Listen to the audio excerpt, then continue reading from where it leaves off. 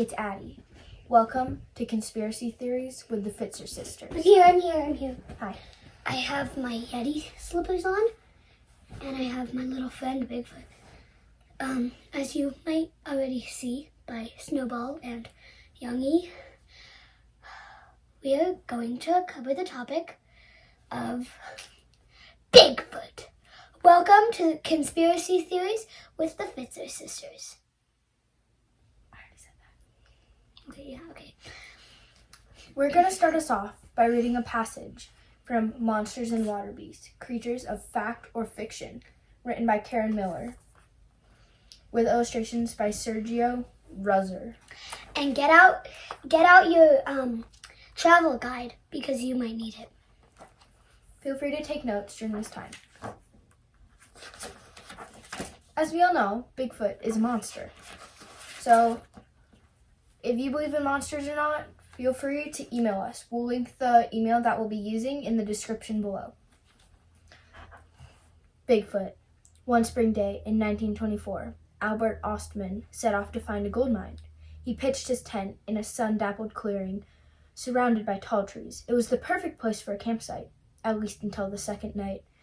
That night, Albert awoke from a sound sleep as something yanked him, sleeping bag and all, out of the tent.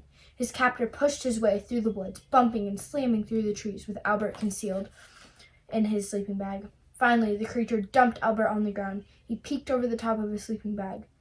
There, just a few feet away, stood four beasts. They were at least 7 feet tall, covered with hair.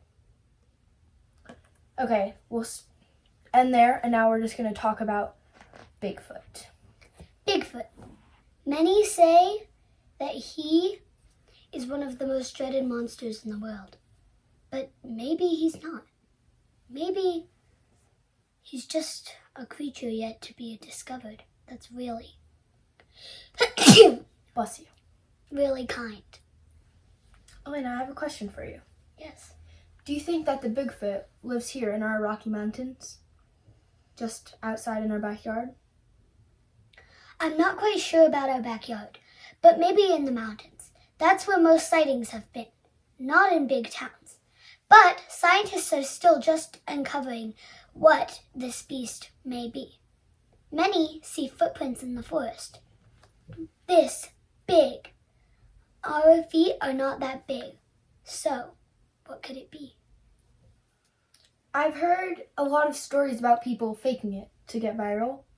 Do you believe that Bigfoot could actually be out there, or that those footprints could just be someone trying to go viral on YouTube or other social media platforms? I'm not quite sure. Many of the evidence that we've found, or much of the evidence we've found, have been faked, but some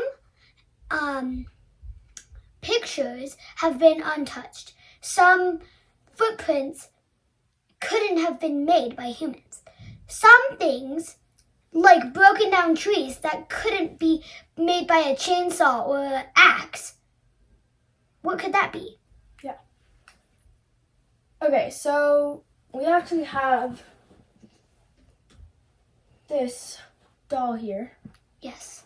and I'll show you. This is Bigfoot.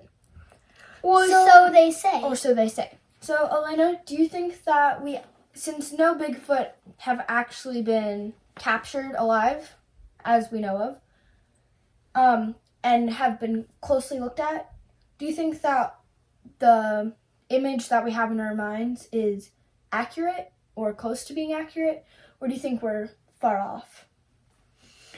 I think that we may or may not be far off. It depends. So let's take a look at two pictures of Bigfoot and see how they vary and see how they look the same. In this book, it's really great because it shows pictures. This is what the book says this monster looks like. A small head, a big body, broad shoulders. But do you see this and this?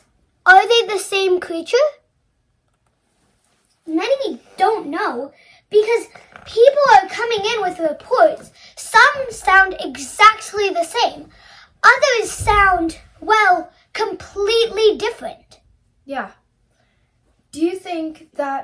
Bigfoots could be different species of Bigfoot, like their own category. All humans look different, but have around the same attributes. We all have around the same size head, and we can create averages. Do you think that Bigfoots are like that, where they're almost all, they have the same body form, like are built the same way?